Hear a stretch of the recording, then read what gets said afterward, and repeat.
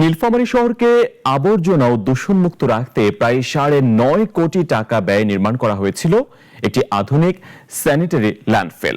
কিন্তু পর্যাপ্ত প্রযুক্তি ও জনবলের অভাবে এখন সেই প্রকল্পের কার্যকারিতা নিয়েই উঠেছে প্রশ্ন।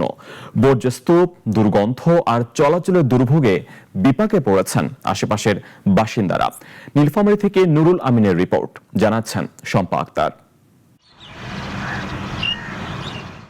শহরের আবর্জনা ব্যবস্থাকে আধুনিক ও পরিবেশ বান্ধব করতে এশিয়ান ডেভেলপমেন্ট ব্যাংক এবং বাংলাদেশ সরকারের অর্থায়নে 2020 সালে শুরু হয় নীলফামারী পৌরসভার স্যানিটারি ল্যান্ডফিল প্রকল্প।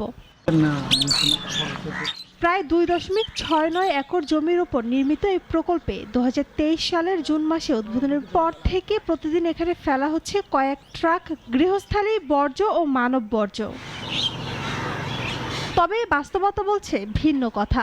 উন্নত বর্জ্য বাছাই প্রযুক্তির অভাব এবং জনবল সংকটের কারণে কঠিন বর্জ্য শোধনাগারে জমেছে বিপুল পরিমাণ পলিথিন ও অপচনশীল বর্জ্য। স্থানীয়দের অভিযোগ রয়েছে এই ল্যান্ডফিল নিয়ে। দুর্গন্ধের কারণে আশেপাশে মানুষের জীবনমান ব্যাহত হচ্ছে। এতে ভোগান্তিতে পড়ছেন স্থানীয় বাসিন্দারা।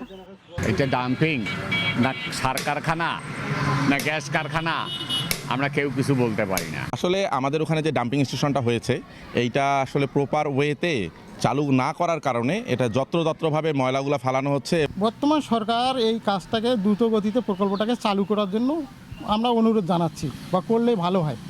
তাহলে এই এলাকায় একটি পরিবেশ দূষণ, মানে একটা হাওয়ার পরিবেশে যে দূষণটা থেকে আমরা এলাকাবাসী মুক্ত পাবো।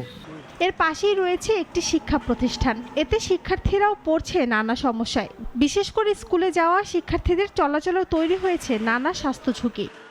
এখানে সবচেয়ে বড় সমস্যা হচ্ছে পরিবেশ দূষণ, বায়ু দূষণ, যেটা প্রতি মুহূর্তে আমরা ফেস করতে হচ্ছে। যে দেখা যায় যে কখনো কখনো এত বেশি দুর্গন্ধ আসে যে আমাদের ক্লাসরুমগুলো জানালা লাগায় রাখতে হয়। প্রযুক্তিগত ত্রুটির কারণে ল্যান্ডফিলটি নিয়ে চরম বিপাকে পৌর প্রশাসন। নেই তেমন বর্জ্য রিসাইক্লিং ব্যবস্থা। এভাবে চলতে থাকলে নির্ধারিত সময়ের অনেক আগেই অকার্যকর হয়ে পড়তে পারে কোটি টাকার এই প্রকল্প।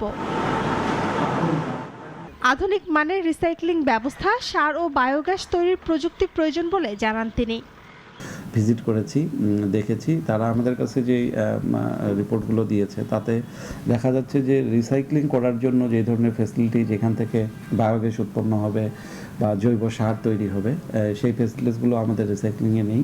সেই জন্য এই প্রকল্পটা আসলে সেভাবে সফল হতে পারছে না। এলাকাবাসীর দাবি দ্রুত কোনো কার্যকর ব্যবস্থা গ্রহণ করা হোক। শম্পা আক্তার, নাগরিক।